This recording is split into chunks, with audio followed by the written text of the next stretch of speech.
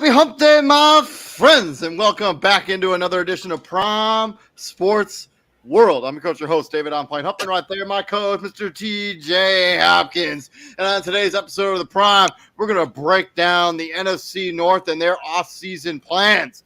So please like, share, and subscribe to the podcast as we give you guys consistent content almost every single day of the week, so you don't want to miss any of that stuff. But yeah, let's get into it. TJ, happy Wednesday, my friend. How are you? Looking fresh with the cut, by the way. I've been better. I look better than I feel.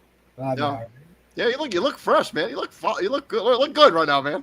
So hopefully we keep that rolling. Let's get right into it without further ado. Let's talk about our Chicago Bears.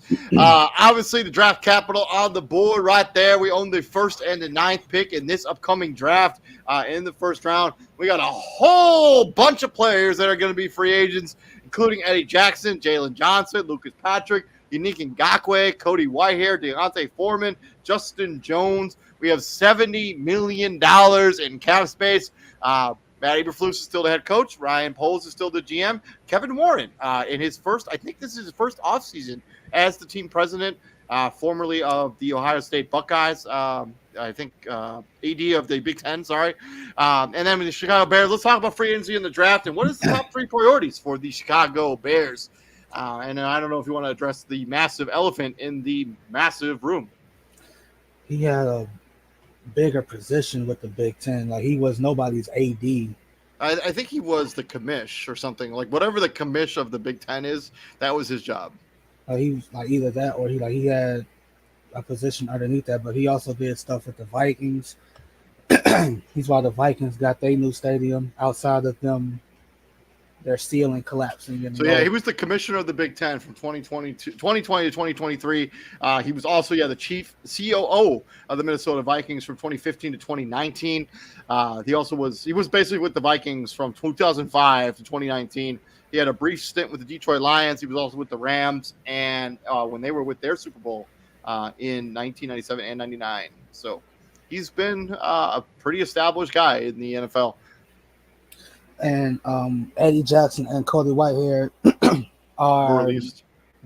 So they're not coming back. So change that 70 to about 78, 80 million in cap space. Like that's where we're at. That number may have changed. So let me just double check that number.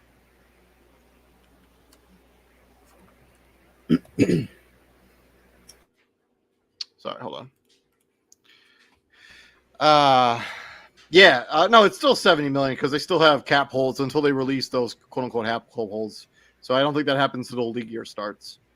But we know they're gone, so the cap space is 78 million. So something like that, whatever. But they're even without that, they have the fourth highest cap space in the NFL right now. Yeah, obviously the elephant in the room is what do you do with that number one overall pick? Right? Do you take Caleb Williams or do you trade it? Do you keep it? Like, what do you do? Well, I've been a long time been an advocate that I think, this is my honest personal opinion, I would stick with Justin Fields and I would trade the first overall pick. I think that asset is too valuable not to try to get more draft capital and build a football team. If Justin Fields is not the guy, we're probably going to be in a similar situation next season where you can take a franchise quarterback, but you will have built a roster around whoever the quarterback is or whoever it ends up being, where you're going to have a roster that's super stacked around whoever the quarterback ends up being. I know that there's money to, like, at some point you have to figure out Justin Fields' fifth-year option. I don't know if you have to decline that or to pick it up this offseason or next offseason. So I don't think that's the way things are going to go, but I think that's what I would personally do. But I think the writing's on the wall here, where the Bears are going to be drafting Caleb Williams and they're going to look for a trade partner for Justin Fields. Yeah, I'm 50-50 on it. I'm kind of like Justin Fields now. Like, I just want the shit to be over with. Yeah. It's been at that point for a long time now. I never understood how a bad team drafts a quarterback, right? Because you're bad. You're that bad of a team. You get a quarterback, but the team still sucks, and we're magically expecting this one dude to just fix everything that's wrong. And Justin Fields has been branded a loser because he's like 11-29 as a starter. Not to mention that his first year as a full-time starter, the roster sucked.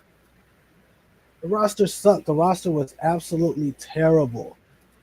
All right. Darnell Mooney didn't even play the full season. That was his number one. Yeah.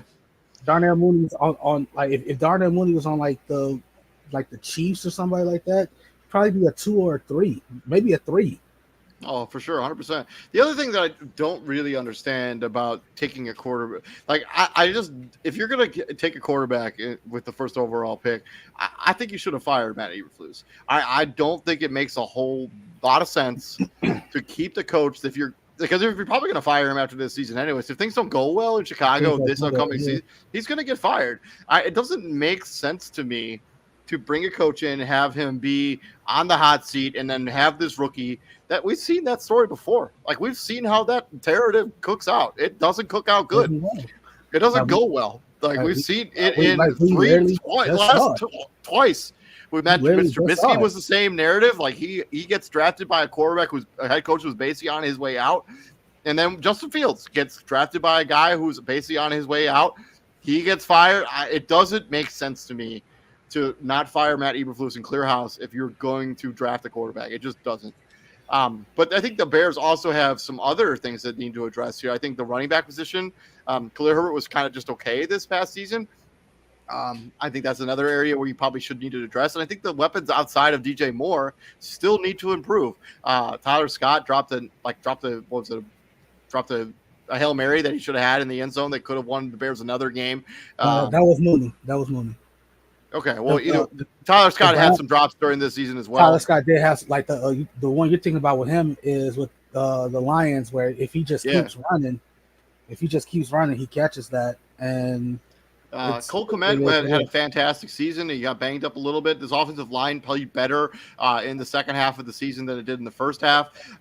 This secondary, if you lose Jalen Johnson, which I do not think will happen, I think he will be franchise tagged. This secondary is still pretty good, even without Eddie Jackson. I mean, and they're young. Yeah, they're real young. They're growing together. Jalen Johnson probably will get the franchise tag, and they will potentially try to move him. Once they traded for Montez Sweat, this defense Why really would took they off. move Jalen Johnson?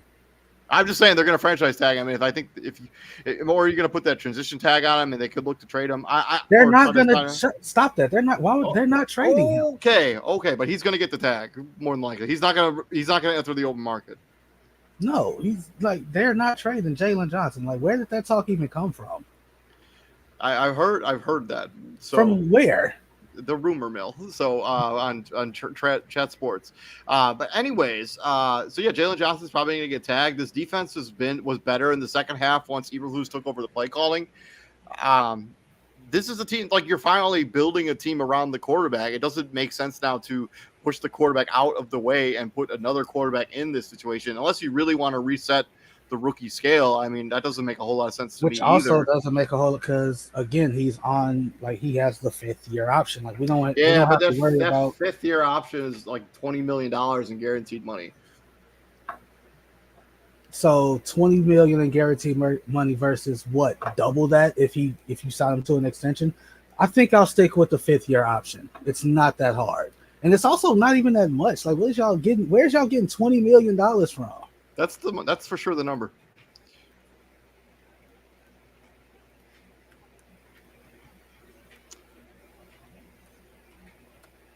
Like, that's crazy. Like how? Because there's some kind of clause in when you pick up those 5th year options. First of all, they come fully guaranteed. Yeah, I'm pretty sure it's $20 million. I was reading somewhere earlier this week. But yeah, outside of the Justin Fields situation, I actually think the Bears have done a pretty good job of actually building this roster. Through the draft, they've hit a lot of really good draft picks over the last couple of years. Darnell Wright had a fantastic rookie season. Mm-hmm.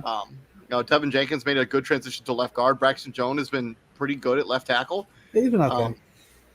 Yeah, I mean, he's been okay. Okay. It's that side of the line. Like, the right side, I think is locked up because you, like I said, you got Tevin Jenkins and you got Braxton, and you Darnell Wright on the right side. It's Well, Darnell Wright actually, he's according to the. Oh yeah, right. Sorry, you're right. You're right. Nate He's Davis right actually starts at right guard when he's healthy. I don't know. right when he's healthy. I think that's the move I would make. Like I would put those two dudes next to each other because like when Tevin Jenkins did play right guard, he was him and Darnell Wright. Like that was a formidable duo at that spot. It's center and left guard that's got to get fixed, and I wouldn't be upset at all if they took another if they did trade out of that number one spot, got a couple more first round picks, and took another left tackle in the draft. Like, I wouldn't be upset at that at all. In theory, right? You could trade back. In theory, you could trade back with New England, secure an additional first round pick next year, or any of those teams like the Raiders or the Falcons or any of those football teams that need a quarterback, and you're talking about a first round next year and a first round this year, you could still get a good wide receiver. Like Romeo Doomsday should still be there at 9. You can take a left tackle later. If you trade back with the Patriots, you could still get Marvin Harrison Jr. You still get Marvin Harrison. Potentially. Unless you're the Cardinals and you just snatch them like right there. The Bears would be before the Cardinals at 3. The Cardinals will pick till 4. But that's also like they're also one of the teams that's possibly going to be trying to trade up. Like, I don't know if you're the Cardinals, what you do. Like, I stay pat if I'm the Cardinals, and I let whoever falls to me falls to me. I mean, Malik Neighbors is not that much of a downgrade over Marvin Harrison Jr. In many draft classes, Malik Neighbors would be wide receiver 1. And many draft classes, Malik Neighbors would be wide receiver 1. I mean, he's a good player. He's going to be a good prospect. But yeah, top 3 priorities for the Bears for me. I mean, figure out the Justin Fields situation. Figure that out. Continue building depth around whoever the quarterback is going to be. And I mean, I don't really have a third priority, but that's I still gotta fix. Figure out Justin Fields, fix the interior offensive line, figure out find another edge rusher to pair with Montez Sweat. That would probably be my top 3. I like it. It's with Freak. See, the thing that's kind of keeping me up on not drafting, Marvin Harrison Jr. or any of those receivers, or maybe not Marvin Harrison Jr., but if you just stay at 9, and let's say, I'm trying to think, because me personally, I think there's no way in hell Rome Odunze or Malik Neighbors last all the way to 9. I just don't see that happening. But in this hypothetical, let's just say they do. NFL free agency starts first. Yeah. Right? Yeah. So if we sign a receiver if we sign a receiver in free agency, that kind of defeats it does, but it doesn't. Like if we go receiver free agency, we don't need to spend a first round pick on one of those high profile receivers in the draft. We can literally wait or trade back into the second round, because I don't think 75 is in the second round. I think it's third round. We traded our second round pick for Montez Sweat. Like we can try to trade back into the second round and then get another receiver if that's the case. I think whatever the Bears end up doing, I would trading back that even if they take Caleb Williams at number 1, I would still be looking to trade back with number 9. Trade back with 9 and get more draft capital. Bears' biggest draft needs, according to NFL.com, interior offensive line, wide receiver, tight end, edge, and then cornerback for the Chicago Bears. I disagree with the cornerback position. I think our top 3 is. I think that's as solid as a trio as you can get, with Jalen Johnson headlining the core. Tyreek Stevenson turned it on he was really good in that second half of the season. Tyreek Stevenson, to a lot of people, not just Bears fans, actually they feel like he got snubbed in the defensive rookie of the year talks, because he was phenomenal. He had 4 or 5 picks as a rookie. He was phenomenal. Yeah. It was really good. He got abused a little bit the early season, but really rounded into shape towards the end. But at the same, but what rookie corner don't get? Yeah, it's true. Yeah, of course. Receiver spot on. Like if it wasn't DJ Moore or Cole Kmet, nobody else was really getting open. That's true. And I don't understand what was going. I don't know. Like the downfall of Darnell Mooney has to be studied because no, bro. Like that's kind of scary how fast that happened. Like he was 1 year he's a 1,000 yard over 1,000 yard receiving season. The next year we know what happened. He got hurt, right? And then this year it just he had what one touchdown. He didn't score. He saw the end zone one time. That was week 1 against Green Bay. Never saw the end zone again. And it was almost like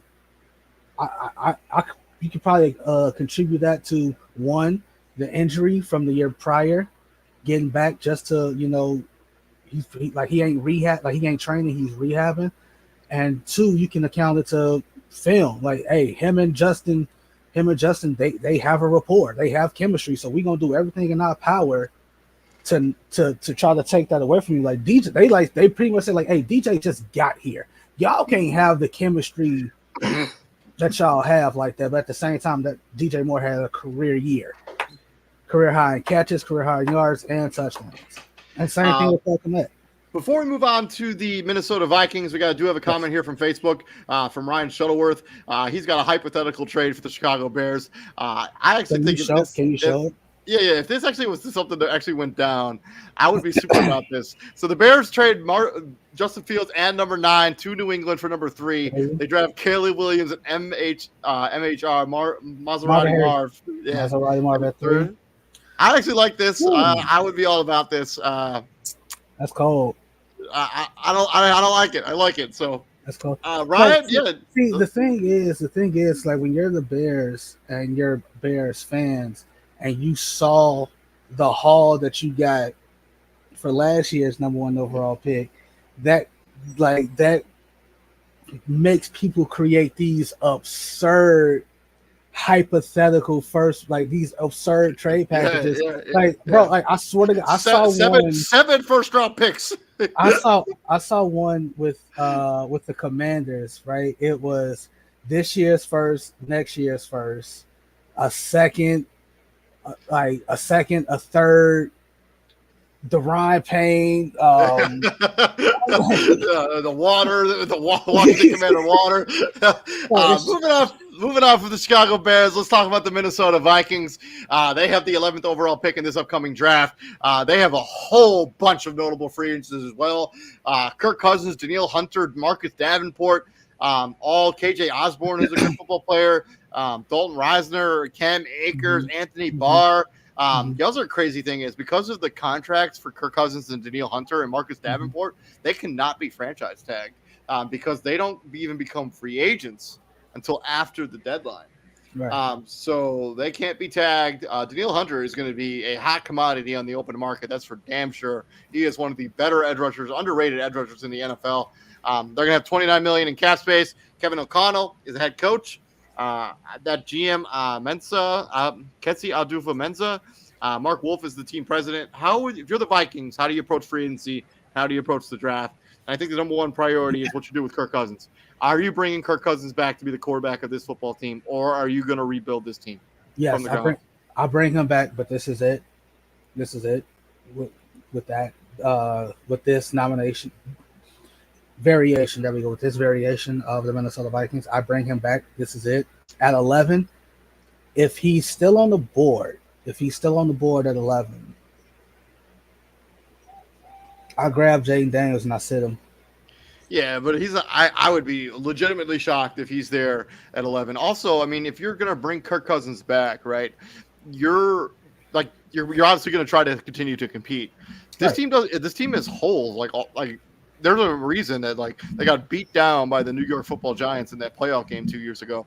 And they were like there were times where their offensive line just wasn't good at all this year. Kirk Cousins' play was just so extraordinary. He was covering up for a lot of the deficiencies of the Minnesota Vikings. I mean, the guy probably would have been the MVP if he hadn't got hurt. They need to address this offensive line. And I'm with you. I would bring Kirk Cousins back. I'm not going to give him this absurd, 4 years, $120 million fully guaranteed. That seems like too much money and too many years for Kirk Cousins, but that might be the going rate. I look at mock drafts, and I think that a lot of the mock drafts, I see Jay one the whole quarterbacks going 1, 2, and 3. 6. Like yeah, like quarterbacks like four quarterbacks going in the top 7. Excuse me, I don't see that happening at all. I don't. Washington. I'm looking at the mock draft right now. I think it's Daniel Jeremiah. He Oh has yeah, Maserati Marvin going number 3 to the New England Patriots. No. Yeah, Say yeah, it yeah. right, David. Maserati Mar. He has. Welcome to the show, Israel Rivera, CEO of Prime Sports World. He has Drake. He has Drake May going number 2 to Washington. So he's going quarterback in his mock draft. But he has Jaden Daniels going to the Giants at 6. And I just don't see that when you paid Daniel Jones. I mean, I think sometimes you got to bite the bullet. And like, man, Daniel Jones is clearly not it. If we have an opportunity to take a quarterback, sometimes you got to bite. You can get out of Daniel Jones's But that's an expensive goddamn bullet. So yeah, the Denver Broncos about to bite that same bullet with Russell Wilson. But that's also a what you call it, a potential move that the Vikings could make. Like I saw some shit like, hey, they're talking to the Broncos about trading for Russ. I don't know what. I mean, it wouldn't take much. I mean, if you didn't want to pay Kirk Cousins and you wanted like, hey, let's roll the dice on Russell Wilson, see if we can revive his career. But he hasn't looked good at least Kirk Cousins looked good the last couple of years. I would roll with Kirk Cousins. That would be my honest opinion. I would boost up this offensive line in the draft. I also think their defense needs a super overhaul too, because they're just not a physical group on either side of the ball. They're soft. David, let me say this though. Coming back from an Achilles injury on the latter side of 35, it's not an easy task. I mean, but let's not pretend like you won't have like the best physical trainers and all that other stuff. It's not like us trying to get back from 6? Yeah, but David, it don't matter. It don't matter though. Like, it for sure matters. It don't. Like, because it's still a soft tissue injury to an extent. Like Aaron Rodgers is expected to come back just fine as cat. Like, I don't have that much faith in that. I mean, you know what I mean? You can say this though, like they're extraordinary athletes, like you said, like Kobe came back from an Achilles tear. He wasn't good at all after his Achilles tear, but I mean, he basically spent the years after that injured. Like he broke his kneecap the year after that. I mean, it just leads to other injuries. So I mean, priorities. Yeah, get Kirk Cousins back. I would, add some more depth to this defensive line as well. Go get another edge rusher. Go get an interior defensive lineman. Mock draft, I'm looking at got Dallas Turner, Alabama going to them. Yeah, I like that. I mean, they need more edge rushers. They also need to bolster the secondary. And Harrison Smith just one guy. I mean, they took Lewis Seen, who hasn't worked out at all. You might get white chocolate at cornerback this year. Cooper DeJean, baby. I mean, they brought in Byron Murphy Jr. to kind of be like a Band-Aid on this secondary, but this secondary hasn't been good in a few years. Marcus Davenport was a guy they took a flyer on and didn't really work out this season either. Like they just need to get better in the trenches. Like they need to, outside of Christian Darrisaw on the offensive line, I think this offensive line is below average as a unit. I mean, I would also add some running back depth too, man. I mean, Alexander Mattison wasn't particularly good last year either. Oh, he was. He was terrible. Let's not mince words here. Let's not mince words, right, David. No, it's Alexander Mattison wasn't good last year. It's man, like you take the game against the Bears, right? The second one, the Monday night one, right? Probably one of the worst televised games in the modern era, right? You lost that game to a team that didn't score a touchdown, right? You blitzed 70% of the time, and magically, I say this all the time, like you stopped doing the stuff that got you the lead. You got the lead, and you stopped blitzing, or you weren't blitzing as heavy. And what happens? Third down, Justin Fields throws a 30-yard dot to DJ Moore, the one guy who you don't want to get open. and the Bears kick a walk-off field goal, game over. So But to your point, like they I don't know, like I think once they figure out what to do with Kirk Cousins, I think that's the direction. If they rebuild it, then if they get rid of Kirk Cousins, obviously we know the direction they rebuilding. They're gonna try to. I think they're going to try to trade up with maybe the New York Giants and try to get a quarterback in this upcoming draft. Try to get one of these young dudes, or maybe take Spencer Rattler later. I don't know. Izzy said Bo Nix. I don't know where Bo Nix falls. I just don't think he's a first round pick. I think you can get him later. I don't think he'll get taken in the first round. Bo Nix is going first round for sure. I don't think so. Last year he was magnificent. I've seen a majority of mock drafts that do not have. Well, here's the thing. First round, but those are just mock drafts, so things can change. Like if Kirk Cousins isn't back in Minnesota, they're going to need a quarterback. Here's the thing: if you're a team like in the late first, right? If you're not even really reaching for Bo Nix either. All right, if you're a Pittsburgh, right? If you're a Pittsburgh, Bo Nix makes a lot of sense. If you're the Rams at 19, hey, Matt Stafford, you getting a little long in the tooth. We got to have that. I mean, there are a lot of the Denver Broncos. Jaden Daniels led the nation in total yards. Bo Nix led the nation, if I'm not mistaken, led the nation in completion percentage this season in college football. According to NFL.com, Minnesota Vikings big major needs when we talk about the draft: quarterback, edge, offensive guard, linebacker, and defensive tackle. We will see how they end up addressing their offseason. Let's move over to the team that Izzy. Before you go, I wonder if that need would still be there had Kirk Cousins not gotten hurt to the severity that he did. Yeah, I doubt it. Green Bay Packers on the clock now. Their draft capital right there on the board, 25th overall in this upcoming draft. They do have some big-time names at the free agency, including the Quadzilla, A.J. Dillon, Darnell Savage, Keyshawn Nixon, Jonathan Owens, John Runyon. Don't come in with the green screen now. Go. The camera been off. Go back. Go take the camera been off. They have $350K. Not million in cap space, $350K in cap space. Their head coach, Matt LaFleur, Brian Gutekunst is the GM, Mark Murphy is the team president. Let's talk about the Packers and their top three priorities as Izzy chomping at the bit to trust the Green Bay Packers here. One is continue to build around Jordan Love. Hope he can, continue the success that he found this past season. Well, as DJ likes to say, you gotta do it again, right? You gotta do it again, man. Take the words right out of your mouth. But at the same time, I pretty much said it all of last year. Like he had no choice but to be good. Like he was not afforded the luxury of coming out being a first-year starter after sitting for 3 years and being mediocre. Like if he threw for 3,500 yards and 20 touchdowns and 15 picks, they be talking about, hey man, he got to go. Like they were talking about that the first half of the season. You had college. Something must have changed for the Packers because actually they have negative $445K cap space.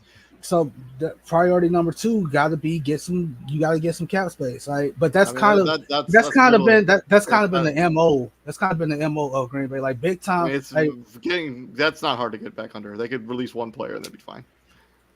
But at the same time, it's like having even when Aaron Rodgers was there, getting free agents to come to Green Bay was a mission and a half. Well, I think that's why I'm gonna tell you priority number 1. That's built to the draft. I'm gonna tell you priority number 1.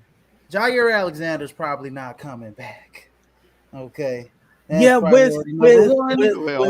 gonna have to find a replacement for Jair Alexander. Get rid of Jair Alexander would be a terrible decision. He's I understand that they're maybe he doesn't want to come back. I don't think. He's under contract. He don't have a choice but to come back. I'm not releasing Jair Alexander.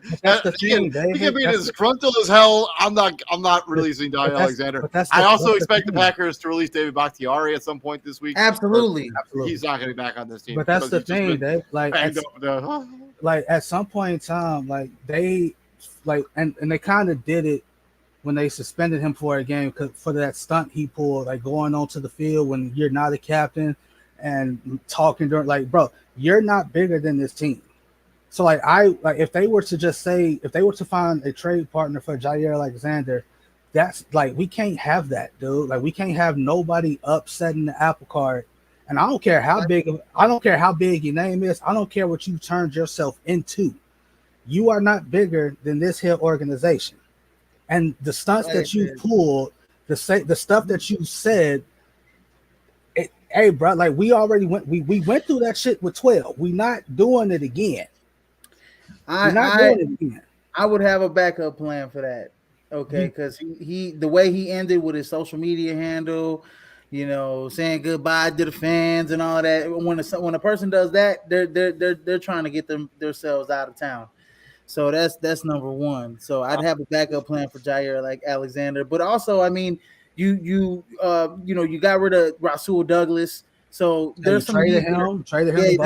There's some need there at cornerback. So I wouldn't mind going and getting a cornerback in the draft. And then obviously the main priorities are continue to grow, continue to have growth within the offense. I mean, Jordan Love had an excellent season last season, especially the second half of the season you're talking about where he's compared to quarterbacks Josh Allen and Lamar Jackson, MVP candidates. With those type of wide receiver, there's another priority. Continue to grow the wide receiver core, right? The wide receiver core is young, very talented, as we saw against the Cowboys, torched those guys up in Jerry World. Did some great things, beat the Chiefs as well. At home. Yeah, here we go. Well, y'all got gifted that win against the Chiefs. Anyway, the Packers had one of the best offensive line play of the year last year. Also, I'd get more depth at the offensive line. Obviously, I mean, but honestly, where do you think the Packers ranked last season in terms of sacks allowed? Sacks allowed? Yeah, just curious. I want to say middle of the pack, maybe. No, so they sacks allowed. They were bottom. They were the third least.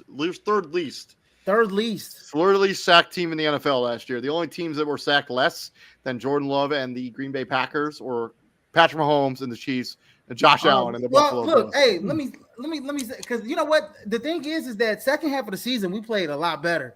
First half of the season, if I was to take a guess, that we were probably in that middle of the pack. It's probably because first half of the season it was not good. It was. And when it comes to sacks on the other side, on the defensive side, you guys were like run of the mill team when it comes to sacks. You were tied with Houston, and you had one more than the Tennessee Titans when it comes to sacks. Like this is a Packers team on defense. Another thing. You still need to improve the pass rush. I mean, Kenny Clark. It's really only one guy. Rashawn Gary, one guy. He's not a pass rusher. He's an interior defensive lineman. We're not talking about pass rushers. It's time to move on from Preston Smith. Yeah, it's been time. He's old as dirt, and he's not effective anymore. I'm sorry, TJ. You guys might. You be respectful. Like Preston Smith. When you say old as dirt, this guy's 4 years younger than I am, so let's be a little respectful. We know who you call an old and dirt here.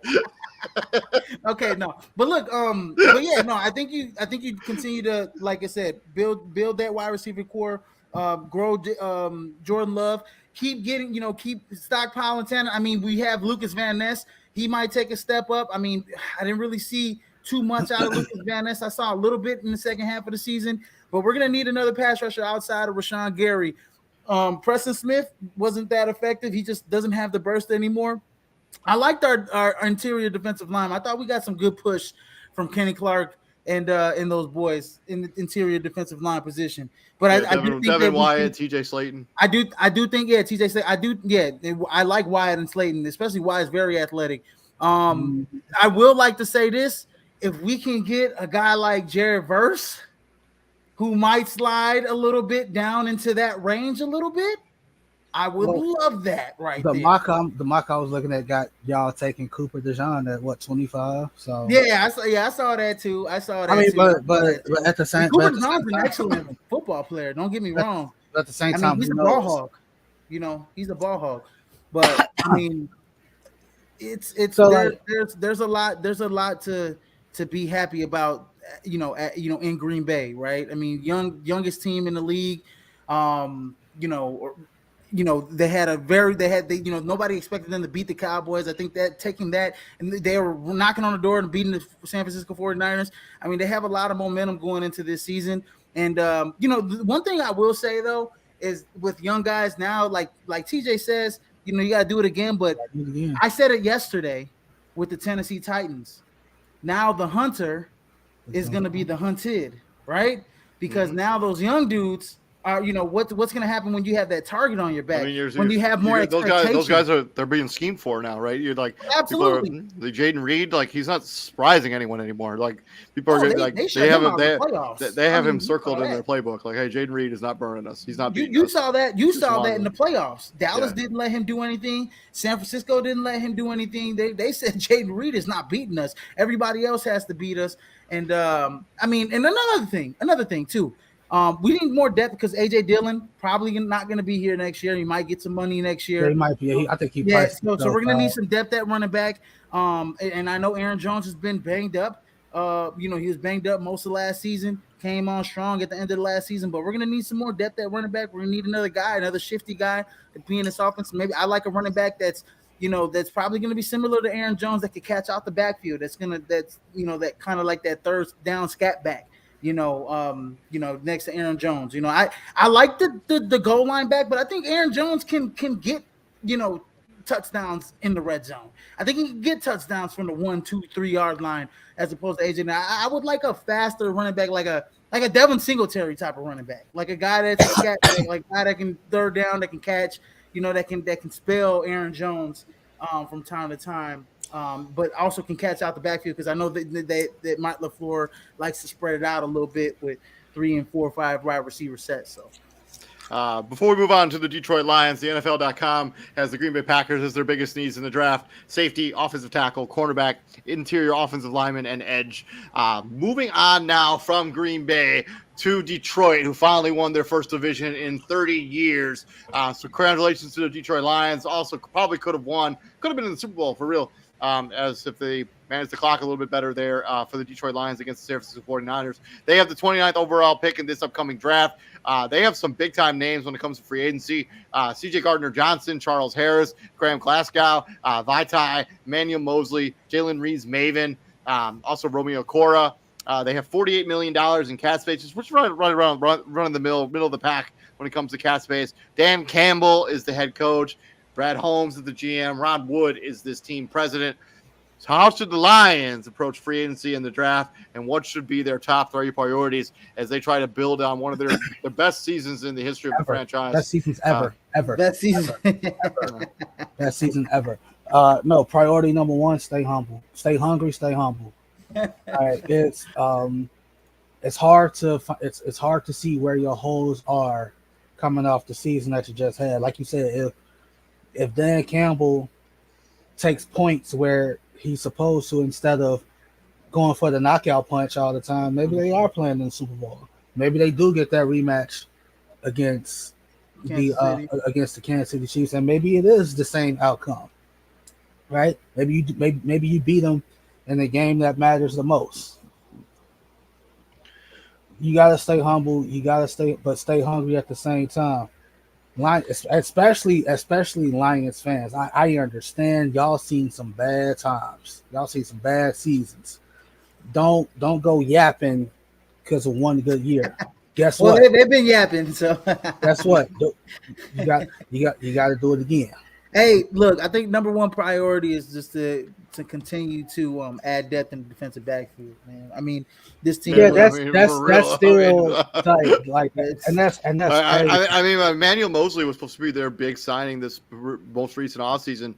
Basically played one game for them and basically was banged. He wasn't really all that good in San Francisco, but he was supposed to be the guy that came in that showed up the secondary.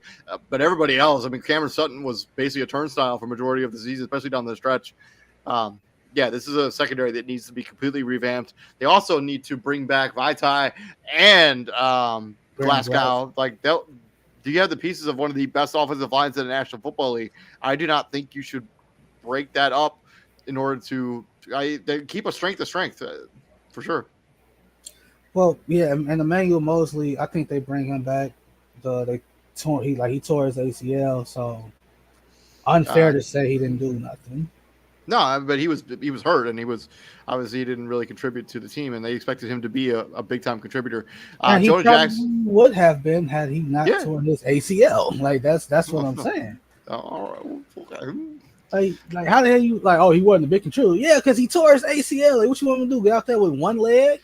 I mean, look, there's some free agents out there. Like I said, man, you got Jennings and shit. Like, and put the team on his back. One leg. There's a few free agents out there. Look, like guys like L'Jarius Need, guys like Godley. Who the hell did who the Packers not the Packers but the Bears Eddie Jackson. Eddie Jackson was let go as well. I think their needs are more or less at cornerback. So I think in the draft you got to address that need as well. I mean, getting a guy like a Kool-Aid McKinstry, getting a guy like a Cam Hart from Notre Dame, who had an excellent job against Marvin Harrison Jr. Their early matchup. And I was raving about, because I'm a big Notre Dame fan, as everybody knows, and I raved about that defensive backfield. They have at least 3 guys that will be playing on Sundays in the defensive backfield for Notre Dame. So, a Sandra Steele out of Michigan, get another hometown product. So there are some really big names in free agency when it comes to the cornerback position. Yes. Stephon Gilmore, Micah Hyde, who's probably not going to go anywhere. Shide Awuzie from the Cincinnati Bengals. Jordan Whitehead, C.J. Henderson, who's been kind of a bust. Steven Nelson, Levi Wallace. There are some like Shaquille Griffin, Sean Bunting. I mean, obviously, guys like a Jalen Johnson. The Bears are throwing the bag at Jalen Johnson. Yeah, he ain't going. Kendall Fuller is another guy who's been a serviceable player in the NFL. Had 79 tackles last year and 2 picks. He's another guy who could be probably got Adoree Jackson, who's been around. But like the thing I was like, that definitely that is it.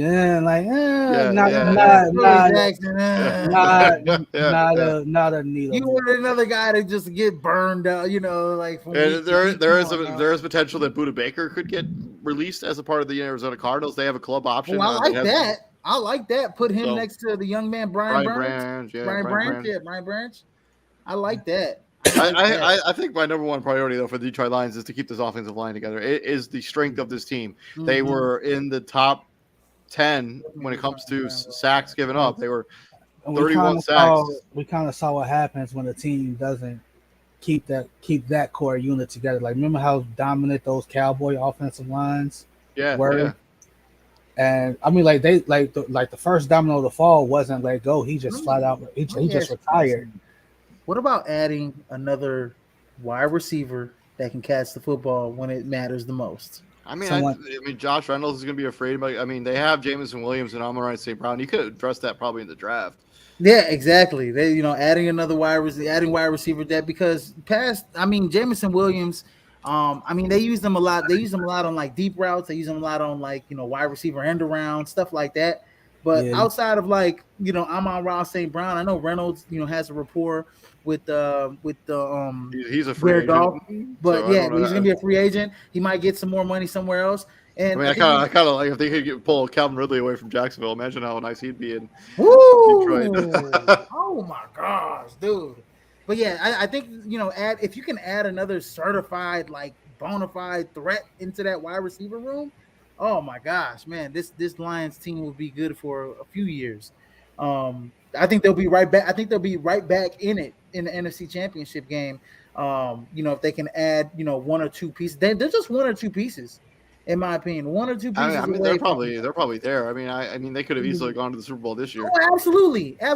If Dan Campbell just, doesn't Dan Campbell so hard? Priority. Maybe somebody need to sit Dan Campbell ass down and tell his ass to calm down. No, and they also continue to draft well. I mean, the last 2 drafts have been just slam dunks. Their first round picks, Aiden Hutchinson last year, and then 2 years ago, and then this year. I mean, and Jack Campbell was a slam dunk. Brian Branch was a slam dunk. Sam Laporta, slam dunk. I mean, Jahmyr Gibbs. I mean, they just drafted extremely well as a team over the last few years. Amon-Ra St. Brown. They just got to tell their players to stop gambling. Yeah. Stop gambling. Jameson Williams. No, if y'all if you're the Lions, again, what they go 12-5, 12-5. Yeah. All right, do it again. Like you plan a first place schedule. Now, teams in your division are gonna be better, namely Green Bay. The jury's still out on what Minnesota and Chicago is gonna do, but they're gonna be. But one of the teams you struggled against was that Bears defense. You should have lost both games to them. You ended up splitting, right? So what? Like how are you going to handle the new pressure that is now on you? You're the target now in the NFC. You're a target now in the NFC. You play the Niners again this season coming up. So you're going to get everybody's best shot. So if you want us to forget about the days where y'all were an easy W, where you spent the season defeated, like not just that, like not just the defeated season. Like if you want us to forget the 5-11s, the 6-10s, the 4-12s, the 3-13s. Another thing they can leverage as well, that they just have there backing up Jared Goff is Hendon Hooker. Right, and Hooker sat a whole year because he had the torn ACL. And we saw what he did, and we saw what he did at the University of Tennessee. And there were a lot of talks of, oh well, maybe after this season we're going to move on from Jared Goff. I posed the question: if Jared Goff doesn't get you to the Super Bowl, because I know that's the goal now, right? You were right there knocking at the door, right there. Do you move to Hendon Hooker third year? He'll be 2 years behind in the offense. We know Hendon Hooker has an electric arm. I mean, he can just sling it. So does Jared Goff, but I think Hendon Hooker has a more of a way stronger arm than Jared Goff. Here's why I say no. Here's why I say no. That I don't even think Jared Goff is 30 yet. If he is, he might be like just. He's just at, if he is, he's just at 30. Yeah. So I can see if this is like Minnesota and Jared Goff is 35, 34, 34, something like that. But you still have that in your back pocket. If there's teams that are looking to get a potential quarterback, you can trade Hendon Hooker and maybe get some draft compensation for him at draft time. So I actually like that. Jared Goff doesn't turn 30 until October. He is not even 30. So freaking young. Like bro, like I'm like 6 months older than Jared Goff. Like that's crazy. Yeah, he doesn't turn 30 until October. Let's real quick before we get up out of here. The Detroit Lions needs from NFL.com. When we talk about the draft, obviously cornerback, offensive guard if they lose Jonah Jackson and Vaitai, edge, wide receiver, and defensive tackle. And also, guys, I know I missed the Bears. I just real quick just want to kind of reiterate the problem.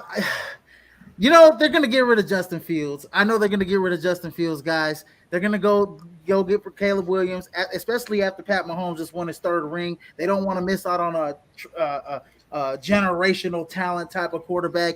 But do I think they should move on from Justin Fields? No, I think they should keep Justin Fields. I think they should go get Marvin Harrison Jr. They got 2 picks in the first round. I think they should, kind of stockpile and go get an offensive lineman and stuff like that. But they're gonna go ahead and probably trade Justin Fields. Here's where I'm at on it. Here's where I'm at on it. I'm 50-50 on it. Like if we keep them, cool. If we trade them, get rid of them, cool. I think it's getting to a point where both parties just need a fresh start. Like Justin Fields again he has been unfairly labeled a loser, and I would love to see I would love to see any quarterback take that team that he had his first year as a starter and win games. I would love to see that. Absolutely. But again, it's just like we see how it is, right? If they like you, they'll go above and beyond to defend you. Trevor Lawrence was the first overall pick and was right back in the same position the following year. And nobody said a word about, hey, man, we got to trade Trevor Lawrence. The Jags need a quarterback. No, they allowed the organization to make moves to get better to put Trevor Lawrence in a position to succeed. The difference between that is that's the Jacksonville Jaguars and this is the Chicago Bears. Exactly. You know, and that's the difference. That's the difference. It's a Chicago, just it's a major market city, and it's they haven't had a quarterback, and the expectations of Chicago is to beat Green Bay and to be in the playoffs and well, maybe those expectations shouldn't be there because we never do. No, that like here's the thing. Here's the thing. There were 2 points where Bears fans people in general were out on Justin Fields, not outside of them not winning games, right? Like them losing. Was when he went on Barstool's Bearcats podcast and he said he hopes the new stadium is a dome. That rubbed people the wrong way because it's like, oh, what about the bear weather? I'm like, we ain't won a Super Bowl in 40 fucking years. What bear weather? What advantage? I agree. I would like a dome. That would bring a Super Bowl. What advantage? What advantage has playing out? Yeah, you don't think a dome would bring a Super Bowl to Chicago? It brought a Super Bowl to Minnesota, David. What are you talking about? Maybe I just don't. It brought a Super Bowl. It brought a Super Bowl to Minnesota. What is you? And Indy. And the second part was when they hyped up Tyson Bagent the way that they did. When they said Justin Fields could learn a few things from Tyson Bagent. When that flag, no, but that's not it did. But when that flag was planted. And fans were crying for him to be named the starter going forward because he threw bubble screens that went to the house against the Raiders. That's when if I'm Justin Fields, I'm like, hey, y'all want that? That's what y'all want? Okay, y'all can have that. I'm out. But yeah, this has been our NFC North offseason preview. Thank you very much for joining us here at the Prime. Please like, share, and subscribe to the podcast. Izzy, breaking news. Devin Haney, Ryan Garcia, April 20th, Barclays Center. It's on. I got Devin Haney busting his ass. It's on. Please like, share, and subscribe to the podcast. I'm David Huffman, Israel Rivera, TJ Hopkins. And gentlemen, what do we do here at the Prime? My friends! Bring the heat, baby. And TJ just brought some heat there at the end of the show, man. I've been waiting. I've been waiting for that, man. Hey, Bill Haney been trolling the shit out of Ryan Garcia. But we'll be back here on Friday where Izzy's going to break down college football. And then this